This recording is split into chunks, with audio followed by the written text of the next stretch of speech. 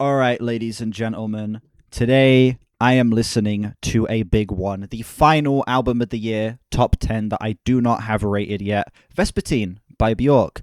This is an album that I've heard once before. It was about 3 or 4 years ago, I want to say 4 years ago, that I listened to this. I thought this album was pretty fantastic, but I never returned to it. Like, I've only listened to the album once, despite how much I enjoyed it and how much I got out of it on that first listen. For some reason, I just never found myself being drawn to come back to it. And honestly, I don't remember much about this album at all.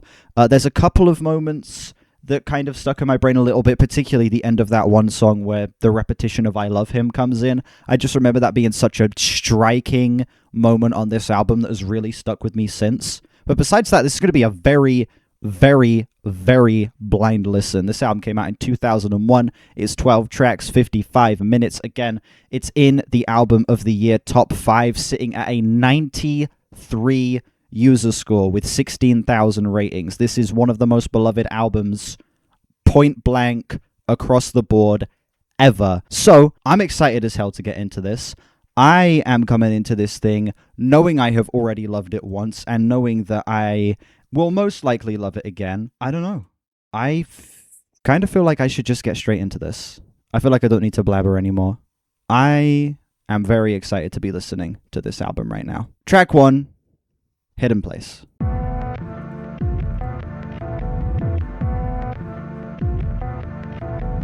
Through the warmest curl of care, with it, or where to put it, I'm simply suggesting we go to that hidden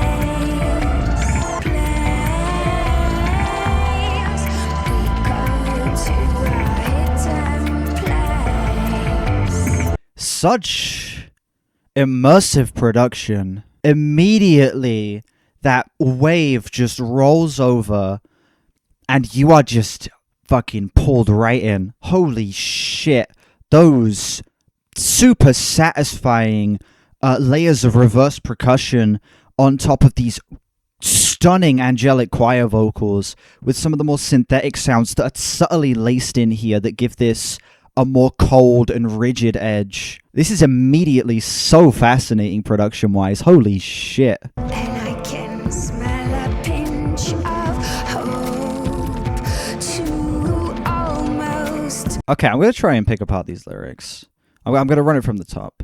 Through the warmthest chord of care, your love was sent to me. I'm not sure what to do with it or where to put it, and I'm so close to tears and so close to simply calling you up and simply suggesting we go to that hidden place. Is that hidden place a relationship that shouldn't be happening? I'm guessing, like, relapsing on a relationship that you know is wrong despite all of the positive feelings you have towards it and how much you know that it's going to hurt you to dive back into it, but those little hits, those little rushes of completion she's kind of getting from it here, that's kind of what I'm getting from this. The second verse, though, now I've been slightly shy and I can smell a pinch of hope to almost have allowed once fingers to stroke the fingers I was given to touch with. I'm not sure what that means. Smelling a pinch of hope gives me the impression that she has like a pinch of hope that this can actually work and she can make this relationship that shouldn't happen in the first place actually work this time. But to almost have allowed once fingers to stroke the fingers I was given to touch with. That's kind of throwing me for a loop here. It feels like all of these details are incredibly important, and I'm trying to pick apart what everything means here, and I don't know. It's making me feel both stupid and kind of a genius for understanding this shit at the same time. Maybe stroking a deer. Can we get a permaban on this guy, please? Oh my... Wow. It implies previously failed relationships but not necessarily relapsing into the same one. That's an excellent point.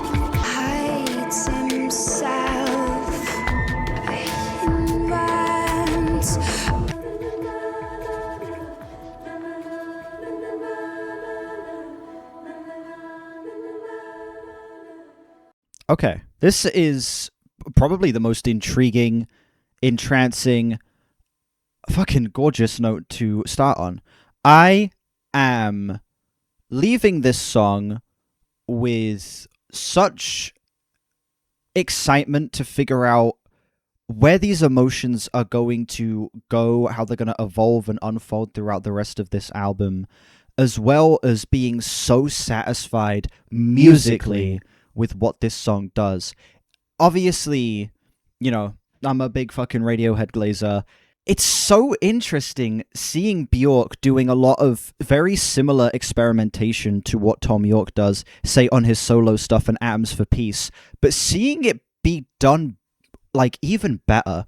It feels like he would go on to take a lot of inspiration from this, particularly on Atoms for Peace. A lot of the soundplay here reminds me of Atoms for Peace. But this is done to such a level of perfection. The way all of this warped and reverse percussion matches beautifully with these high-pitched choir vocals, the subtle little elements of synths, again, that just give the song such a cold, more dark edge that kind of rounds out the very complicated, very heated center of this track. I am in love with how the music blends with the storytelling here. It feels like the music is a second element of storytelling on top of this fascinating lyricism. Yeah, this is about as engaging of an opener as I could ask for, and off the bat, I'm feeling a high 9 to a 10 on this as an opener. This is, like, striking as hell.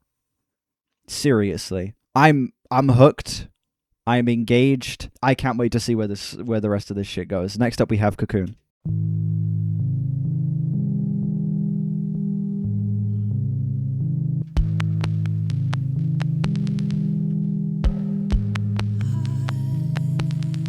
Bjork is probably going to drop Album of the Year this year. I mean, if it's anywhere on the same level of quality as this shit.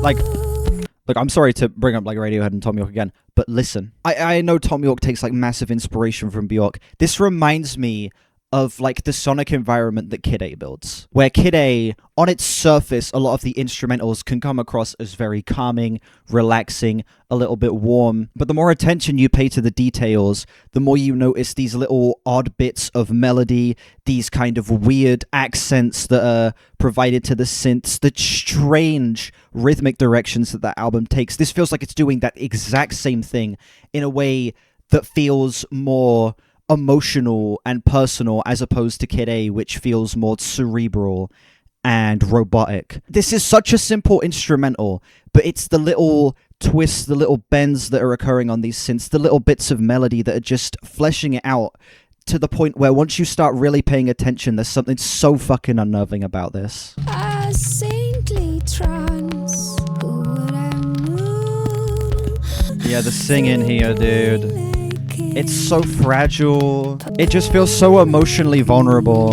In turn, you can also hear how an act like Aphex Twin in the way they were experimenting with warmness around this time affecting this. Absolutely. The stuff I've heard from Aphex Twin, 100% I could see having, like, some influence on this. If you don't enjoy this album, then chances are you won't enjoy other female-led albums. It just can't really get better than this. Listen, no. I can understand someone not liking Bjork, okay?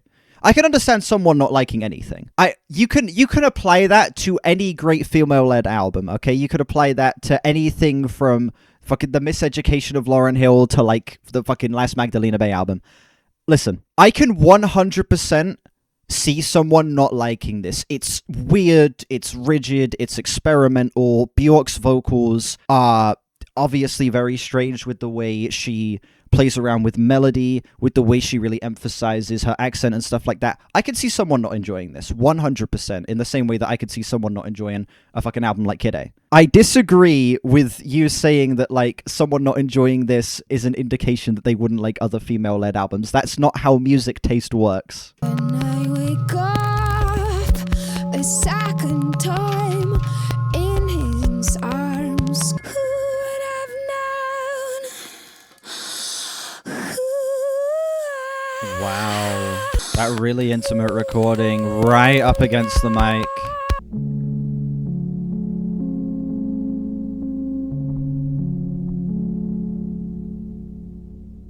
That had me, like, getting a little bit misty-eyed. The way that all resolved, and the way that musically it became so much simpler at the end there. Shit. So even better than the first song right there. That's a 10.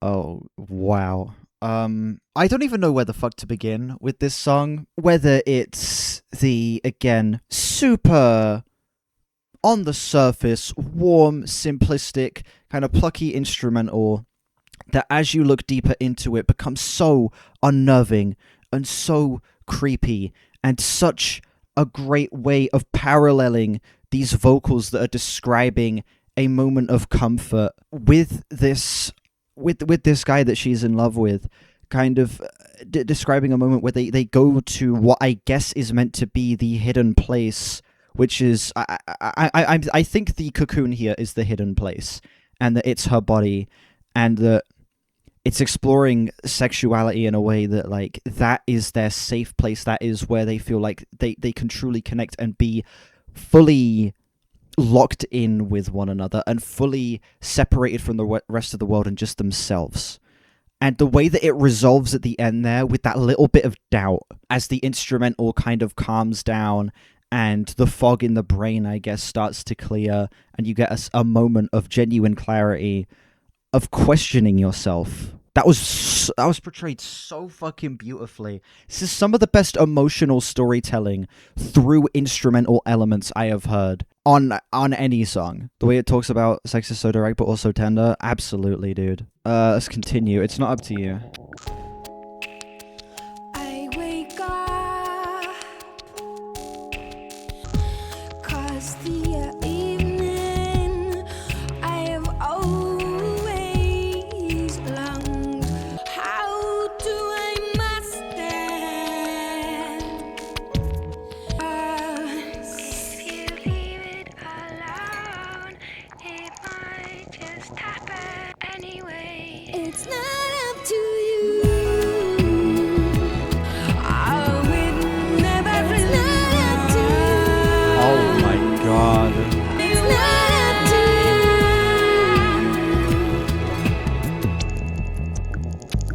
you. The way that opened up, holy shit. Right, I need to see who produced this fucking album. 4 producers: Bjork herself, Thomas Nack, Martin Gretschmann, and Marius de Vries. I'm probably saying that wrong.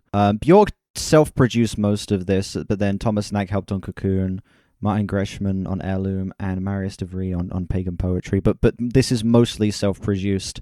That's insane.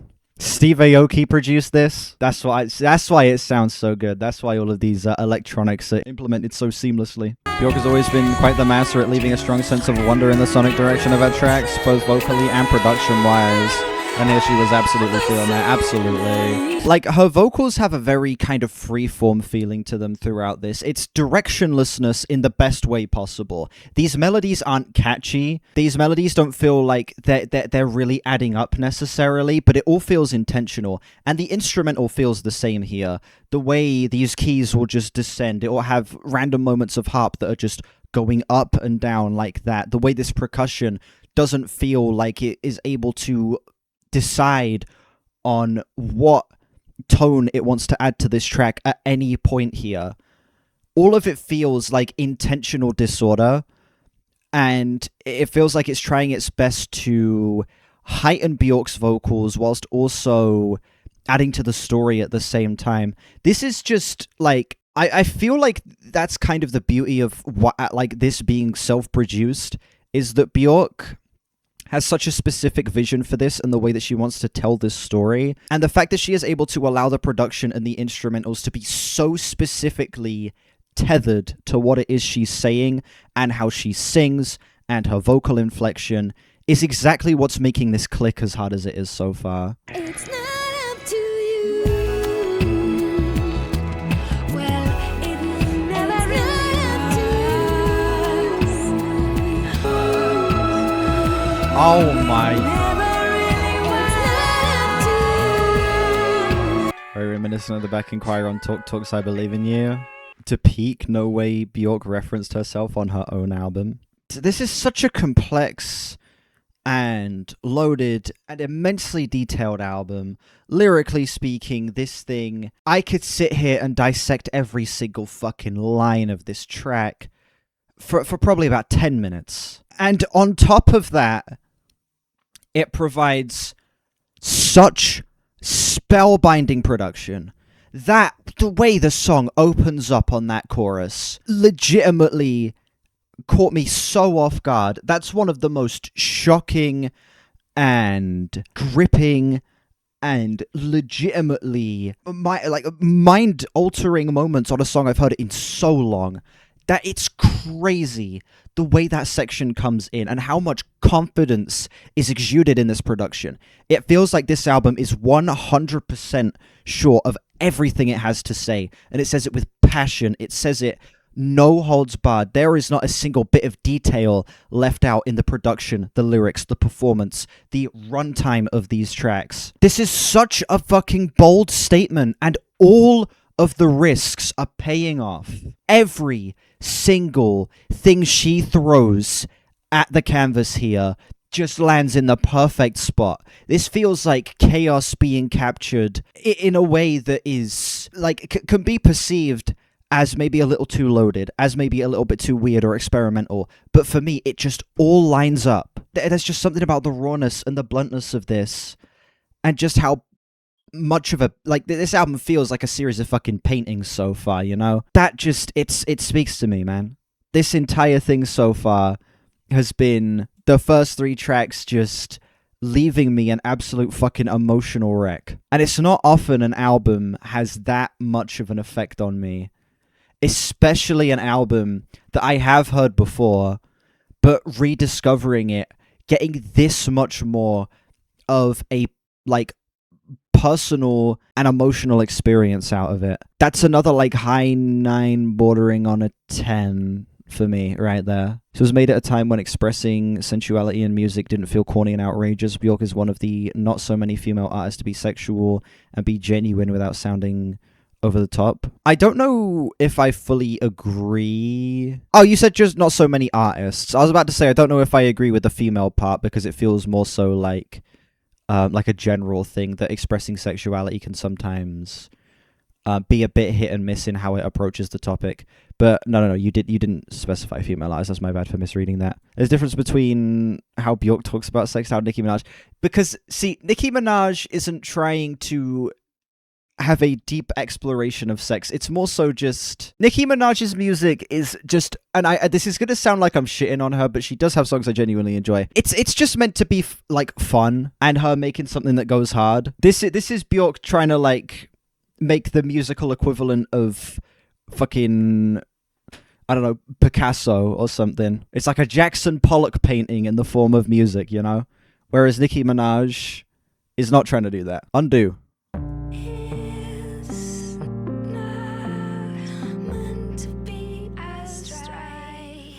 Don't call it that. You're telling me that's not the best comparison ever? The fuck is that squelchy noise? That's disgusting.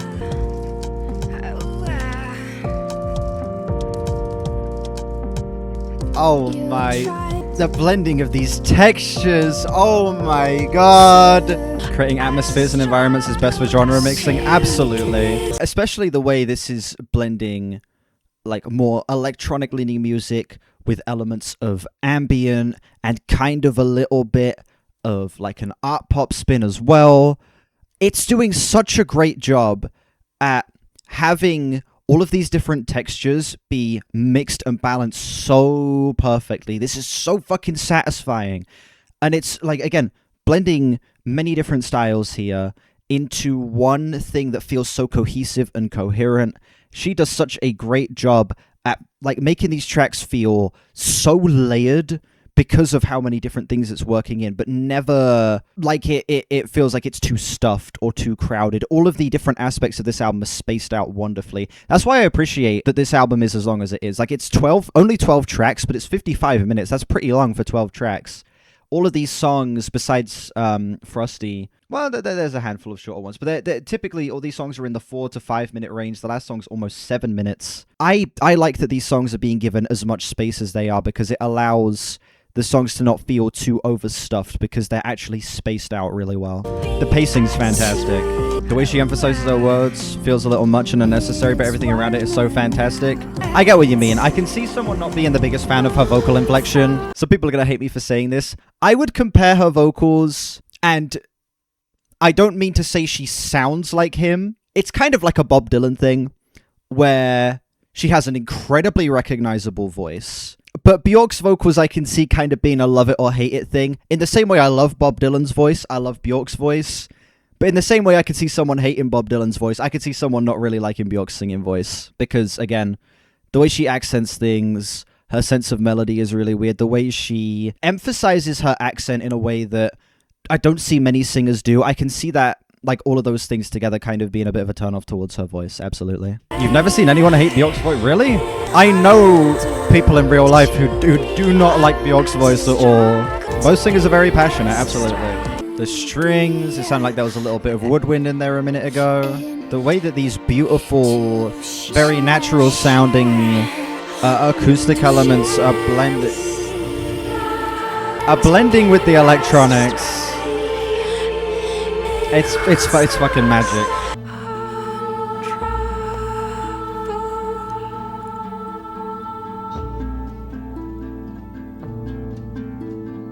It's so out of place hearing just an acoustic guitar. Obviously it's being messed with now, but just hearing that acoustic guitar come in after getting all of these tracks with all of these weird kind of morphing electronic instrumentals, and obviously that's what they've done to the acoustic guitar there, but still. And I say out of place in a good way, by the way. The way all of the acoustic elements have been weaved into the electronics have been beautiful, especially on this track.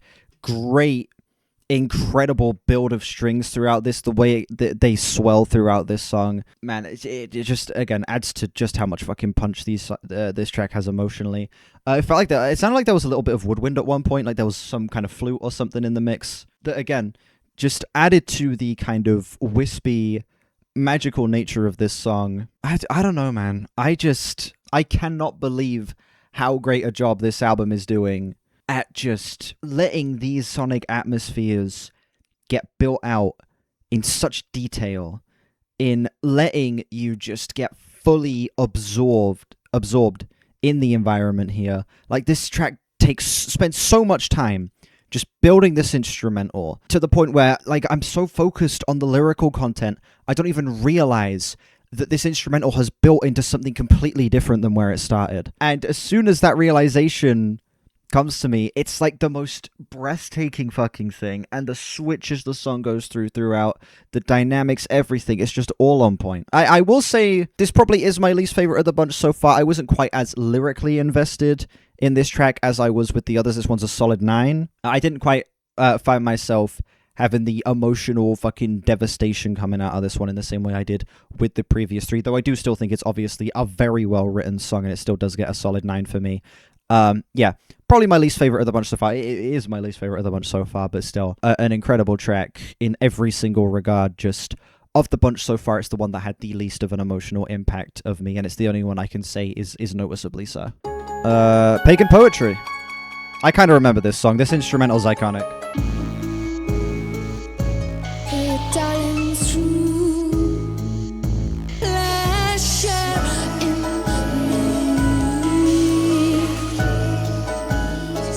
Swirling black lilies, totally right.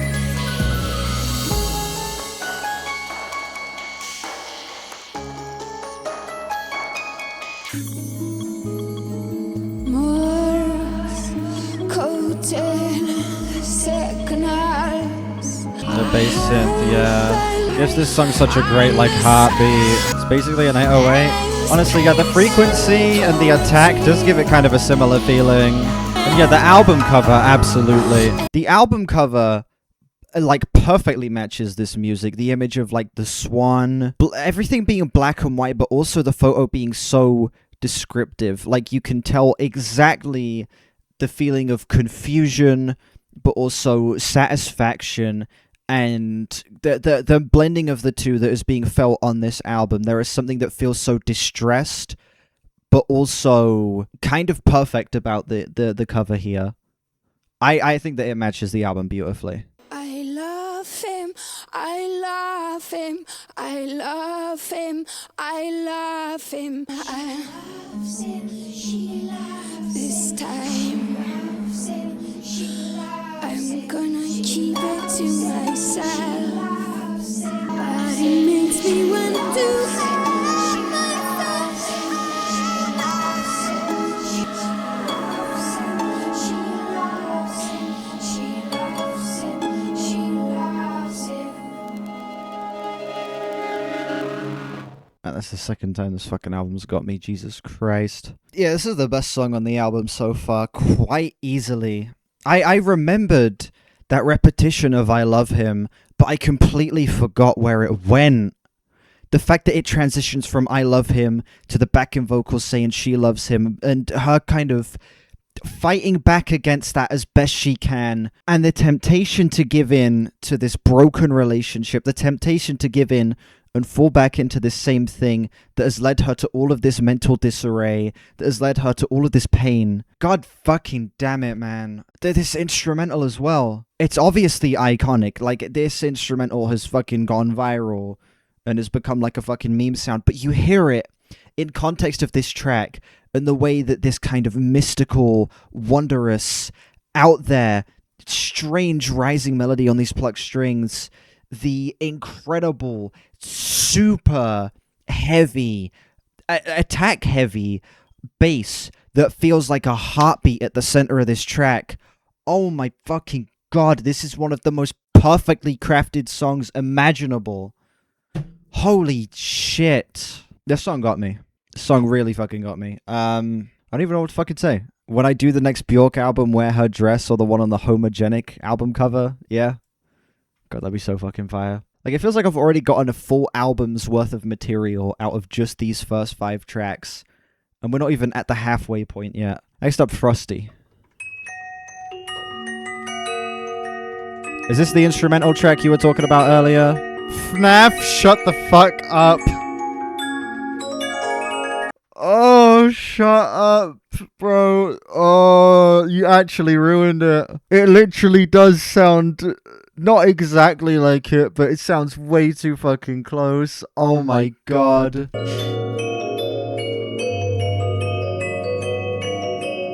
Never played FNAF? Do yourself a favor and keep it that way. That shit's ass. Transitions into Aurora. Alright, I'll let the transition... In fact, I'll pause it now before the transition happens. This is a lovely interlude. Feeling like a flat 9 on this. A great little instrumental piece. Beautiful. A nice break. A much needed break after the incredibly dense emotion that we've gotten on the previous handful of tracks. This feels like a nice moment to breathe. This album has been a lot so far, and I like that they throw in at the halfway point a little bit for you to essentially just reflect. And it kind of literally feels like her being in a state of just reflection and thought, more so just like processing the information as opposed to the previous tracks being kind of her unpacking it, if that makes sense. This feels like more of a moment of processing than unpacking. It's very calming indeed. Yeah, it's a great interlude. Good shit. Aurora. Nice transition. Say her second name? You're gonna make me look up what Bjork's second name is. I'm not embarrassing myself. Listen, in the same way that when people send me like albums that are in a different language and the title is like a long ass word that I very evidently don't know how to say, I would rather just not embarrass myself, okay? I don't know how to say that. I've got no fucking idea. And I'm not going to embarrass myself by trying. You can't get me like that. From twilight to twilight.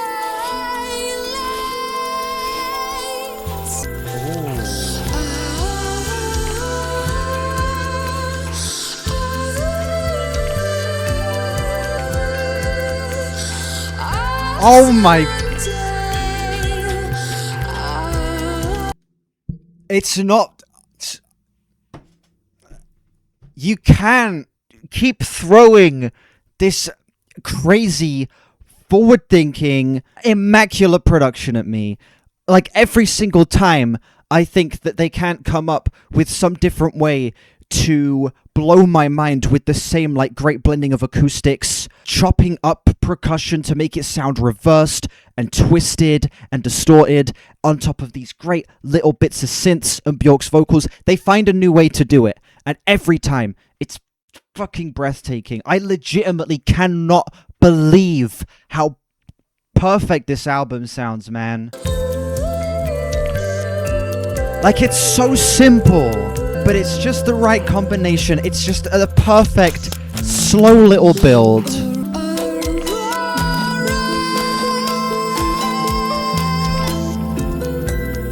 Exactly, perfect doesn't mean everything should be a 10. I only have a handful of 10 out of 10 albums where every song is a 10, you know? And there are 32 albums that I've given a 10 out of 10. And I'd say only like, I think 4 or 5 of them have every song as a 10. So some of them have more songs that aren't 10s than songs that are. Sorry. Like songs in the key of life. Probably your most sentimental song ever. One of your first memories of your girlfriend was going to see Bjork a few years ago when we were playing Aurora on the way back. It's a hell of a memory to have attached to this.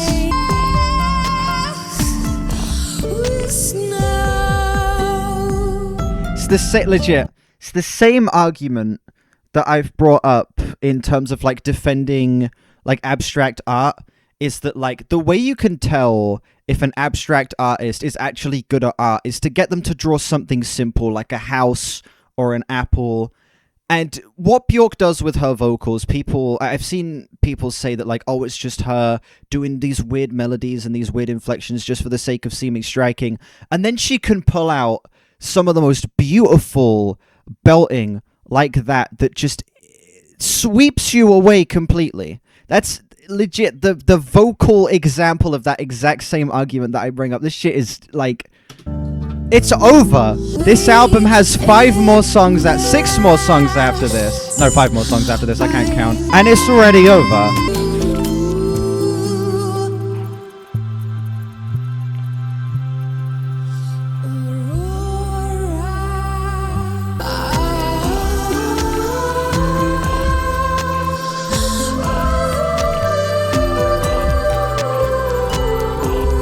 Utter mundane. Wow.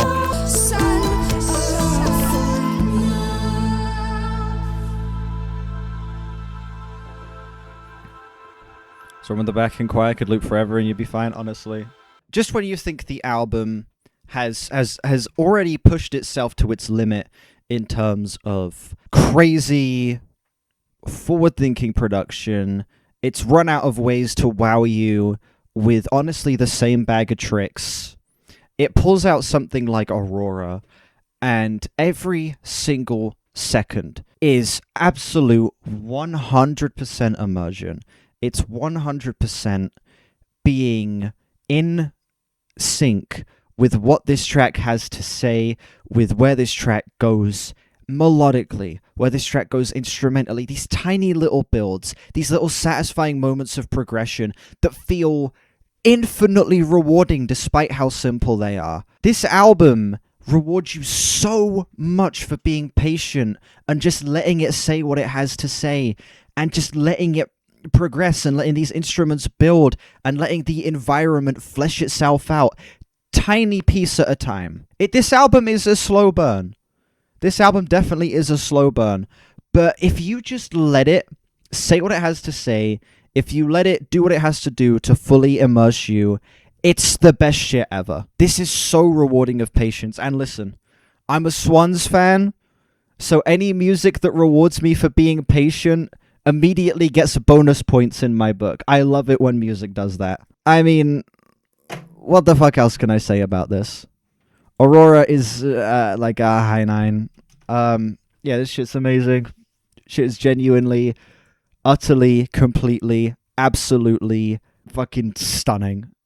Head to toe. This is just such a spotless album so far. Imagine Bjork making a post-rock album. I mean, I'd be up for it.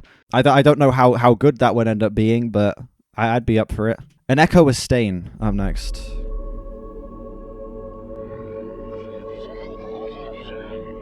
She touched my arm and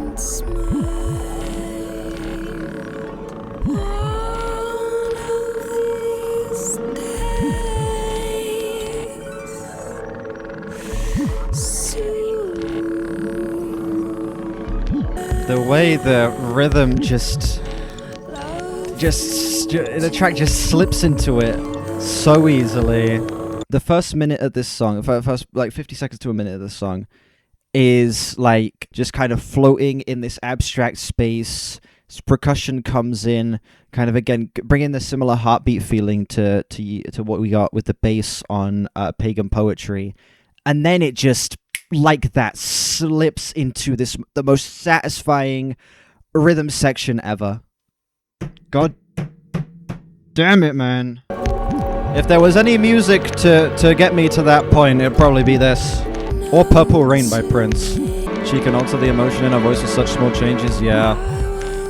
Vocal prowess is fucking unmatched.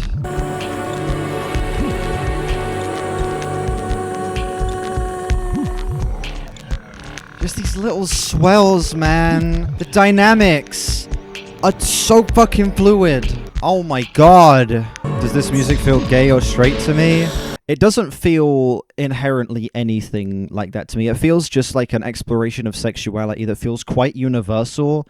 That feeling of knowing something's wrong, but these kind of drip-feeding temptation and giving into it at points, and then the negative responses to that, and kind of the internal back and forth.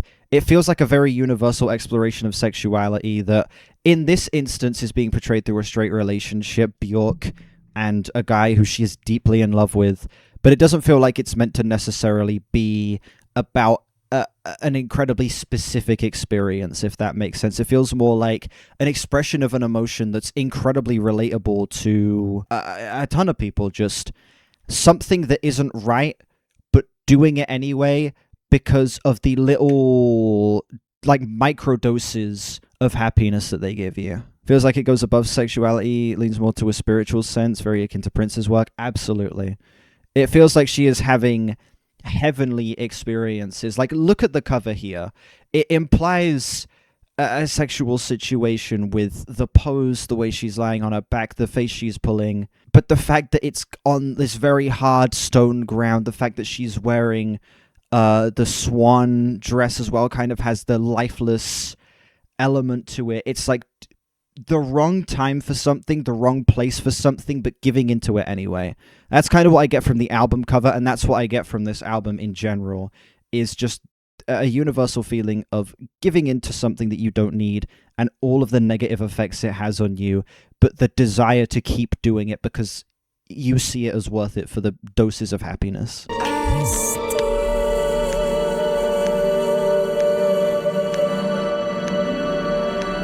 Vespertine feels like being awake in the late hours of the night, deeply sensitive, sad but sensual at the same time. It's a feeling you can only relate to if you've lived it.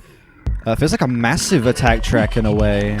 I can see that. This one's definitely a little darker instrumentally. The percussion feels a little tighter and a little more clicky.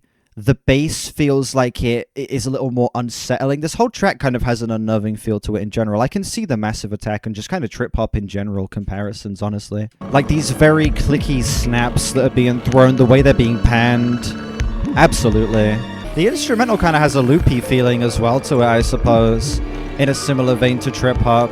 I love the recording of the vocals as well. It feels like even like the microphone she's using to record, the distance from the microphone, you can literally throughout these tracks feel her getting further away as she sings louder, and then literally like has the mic right up to her fucking face as she is going into these more intimate parts, particularly towards the end of tracks. You feel her voice get breathier, the consonants get a little bit harder, everything kind of feels like it's uncomfortably intimate, like a feeling of almost oversharing, but not to a degree that hurts these tracks, but in a way that feels like it's her going to the darkest places of her psyche and just needing to let it out. It's like little details like that just add so much fucking character to this album. Like, when do you ever see me praising how a singer interacts with a microphone? That's what this album has me fucking praising, is I'm fascinated by the way Bjork interacts with the microphone while she's recording these vocals. The way she gets further and closer, and how that literally in real time reflects what the song is fucking saying. Every fucking detail of this feels flawless.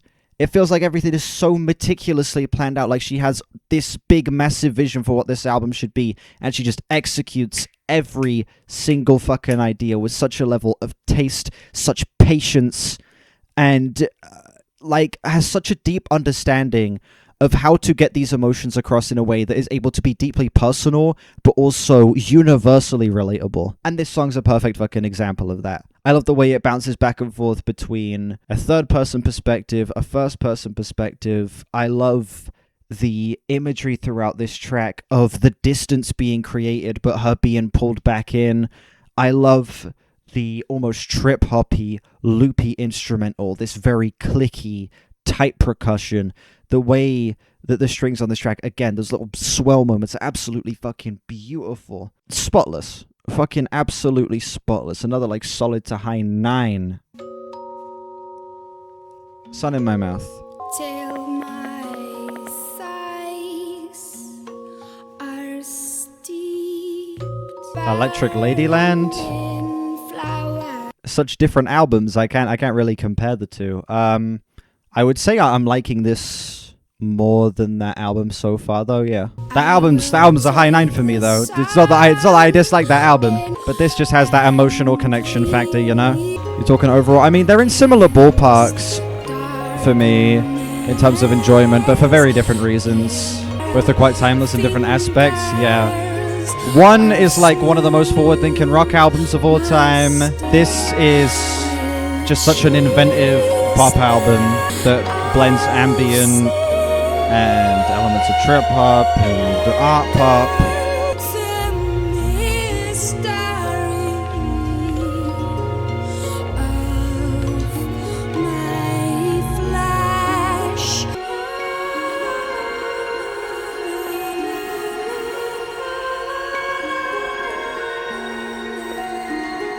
Sun in My Mouth feels like a second interlude. It's obviously like a little longer than an interlude would typically be. This is like coming up on 3 minutes. But this definitely does feel like another break in the action, even if it does still have lyrical ties to the rest of the album, even if it is still a very emotional piece. I adore what this track stands for. I adore that this is a moment, another moment of legitimate reflection of her genuinely asking herself if she can ever achieve what it is she's looking for, if she can ever actually truly accomplish this inconceivable goal that she's put in her head, and having a moment where she legitimately is forced to rethink all of these events, all with this great simplistic instrumental. The way it kind of pulsates is really beautiful. I honestly wish we got a little bit more of this instrumental. 2 minutes and 40, especially when most tracks we're getting 4 to 5. We're gonna get like 7 minutes of the final track. I just wish that we got a little bit more of this instrumental because it's stunning. But no, as is, another 9 out of 10 interlude here, flat 9. Legit, only complaint is that I wish we got more of this instrumental because it's absolutely gorgeous. Up next we have Heirloom.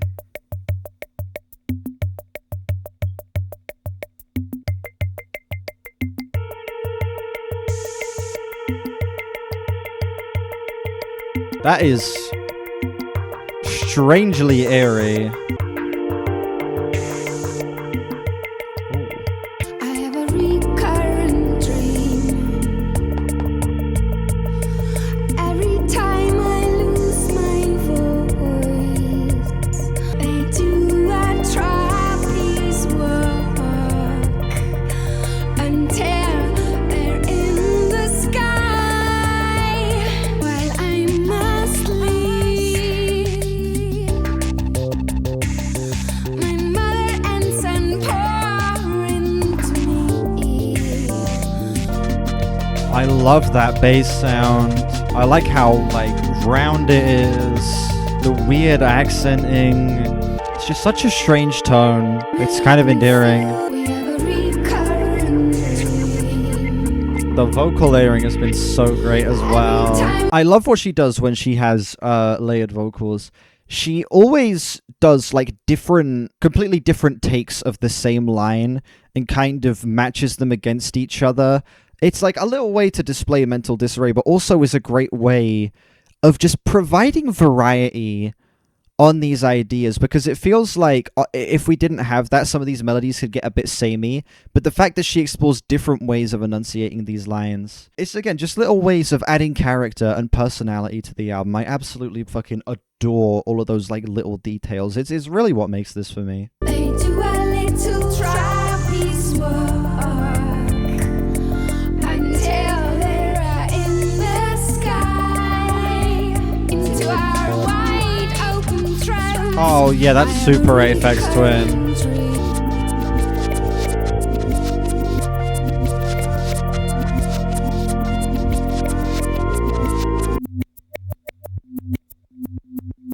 What a fantastic way of displaying just how good she is at building an instrumental and having it, I don't know, kind of slowly, add these layers on top and have such a satisfying sense of progression. This track is one of the best displays of that aspect of this album, is that Bjork knows how to progress a song in a way that feels, again, so rewarding for patience and so rewarding for your attention to the details. The little minor switches in the rhythm section, the great added synths that come in here and there, the absolutely fucking stunning highs that this song reaches. Again, all of it is super simplistic. There's nothing that feels like it gets too heady. There's no incredibly complex musical ideas on display.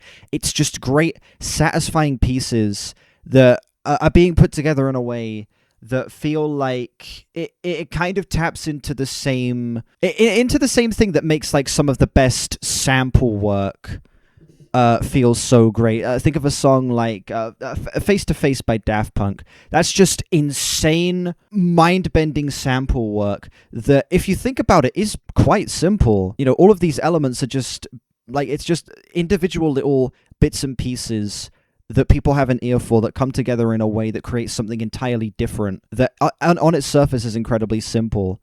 That's exactly what this is, except obviously it's not sampling, it's actual instrumentation, from string arrangements to actual in-the-moment drum programming to incredible synth work as well. I've kind of run out of things to say. I don't know what else to fucking praise this album for. I feel like I've been talking about this thing for an hour and a half now, and I'm going to keep singing its praises because it's staying at the same level of quality, but this album has just been non-stop feeding me things to praise it for, and I don't know what else I can really say. That song is a high 9. Harm of Will, we're down to the final two.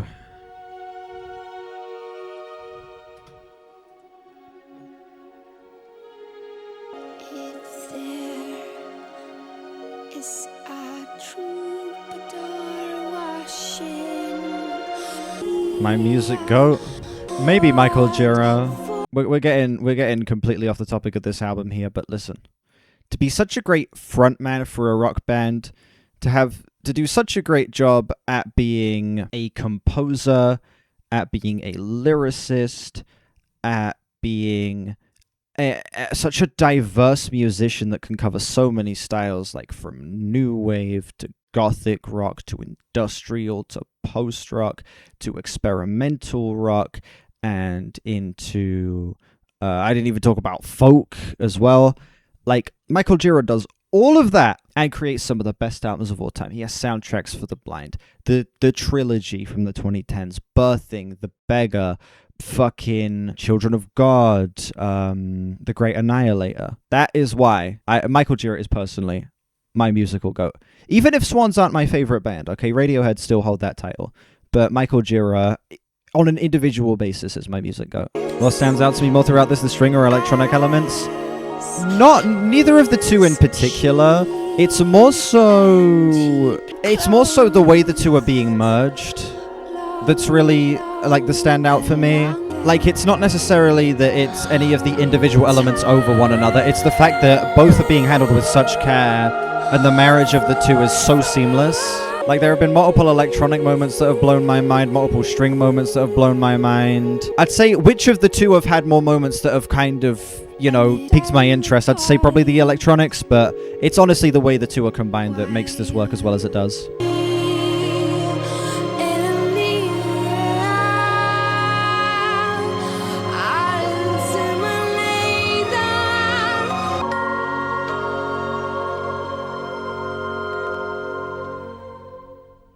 man, that fucking crescendo, holy shit. That's like one of the most emotionally impactful moments of this entire fucking album. The way that kind of built itself up into something that was so dramatic. And I don't say dramatic in a bad way, something that was so legitimately dramatic and like gut-wrenching. Fucking hell. And that cut-off was amazing. I'm sorry for pausing it before it goes into this next section, but holy shit. Next song is even better. I cannot wait to see how this shit ends.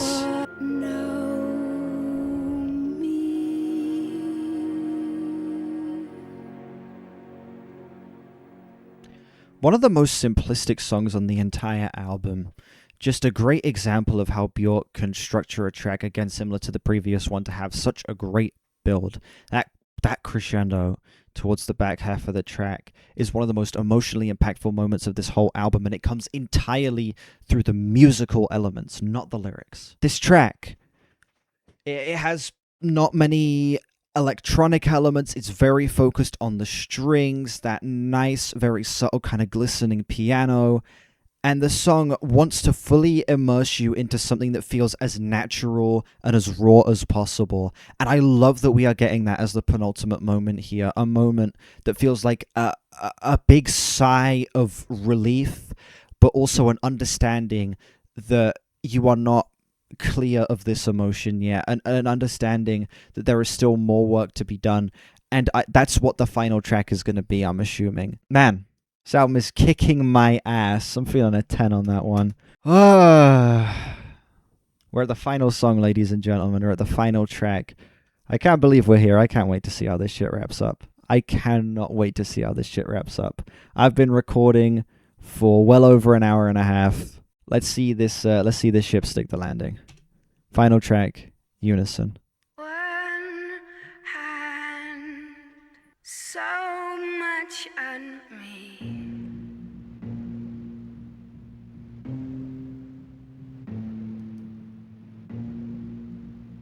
3, I will have grown my own pride. You, gardener, you. I never thought I would compromise. Tonight we share to fight.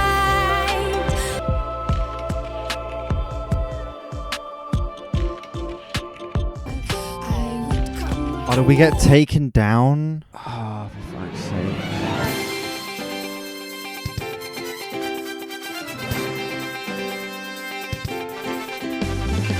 This album doesn't mention edging. 0 out of 10. True.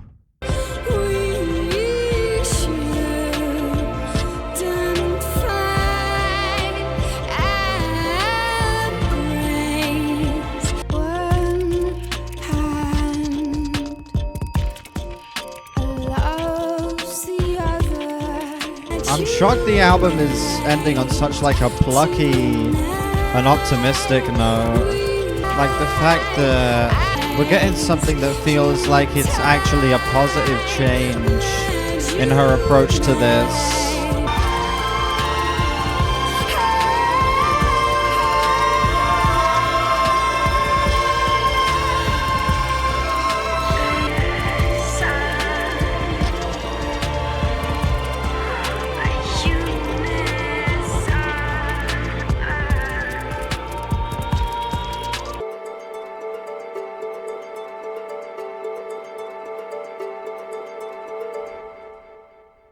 The song perfectly encapsulates the beauty of clarity, the beauty of finally knowing what's best for you, and finally knowing how to approach this after going through such an immense emotional journey, such an immense emotional back and forth with both of these different sides of her brain, of the temptation and the resistance pulling at each other, almost feeling like it's ripping her in half.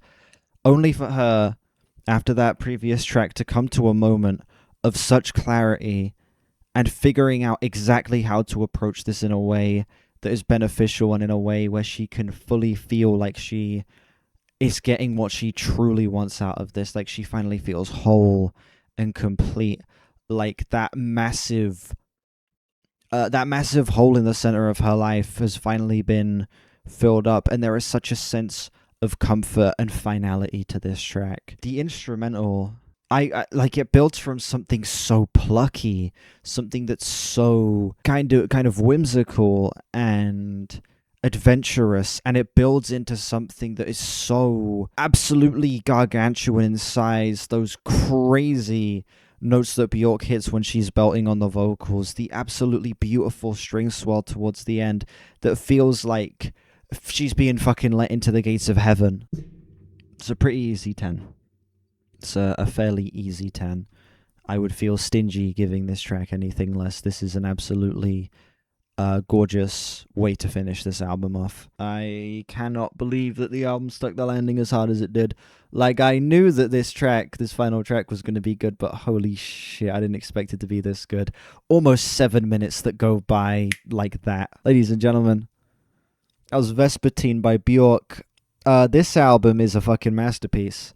Head to toe, this album is absolutely fucking spotless. One of the most emotional, one of the most consistently breathtaking, one of the most consistently beautiful, one of the most consistently interesting albums I have heard. Production-wise, it is forward-thinking, the genre blending with art pop, ambient, trip hop with elements of like late 90s electronic music. The way that Bjork so seamlessly weaves all of these styles together and creates tracks that feel like paintings, tracks that feel like they all come together to tell a story that is so deeply intimate and personal, that goes to so many dark places, but it's also simultaneously so universal and so relatable, something that feels like it can speak to everybody on the planet, despite, again, just how personal it gets.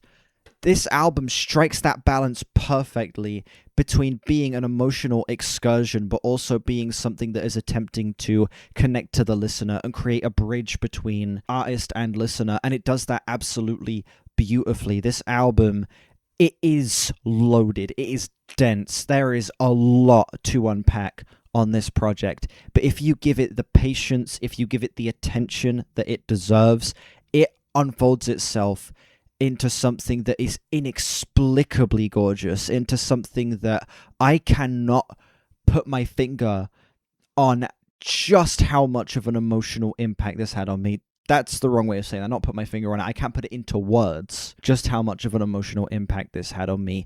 3 songs on this album brought me to the edge of crying like a little bitch on camera, okay, which I've still technically yet to do, besides in the Swans video that got lost to my PC deleting it. Yeah, that's how much this album got me. I nearly cried 3 times. And I can guarantee on a re-listen where I don't have a camera in my face and I'm not reading off of a chat, I probably will cry like a little bitch. For lack of more listens of the album, I'm feeling a high 9 on this thing right now. As Future Human Reviews, who has now listened to the album more times and individual tracks multiple more times, I can safely and comfortably say this album is a 10. It's an easy 10. I cried to this thing like a little pussy on my first re-listen of this, and it immediately made me up my score from a high 9 to a 10. This thing is absolutely stunning, spellbinding, one of the most memorable listens I've had with an album, one of the most forward-thinking, creative, just beautifully arranged projects I've heard in fucking forever. I cannot believe just how monumental of a release this is. Yeah, this album spoke to me. It emotionally was able to tap into so many feelings and pull them out in ways that was so, I don't know, listening to this album was just a hell of an emotional experience, and I cannot wait to dive back into this thing and pick apart more details to feel even heavier emotions, knowing a little bit more context of where the album goes.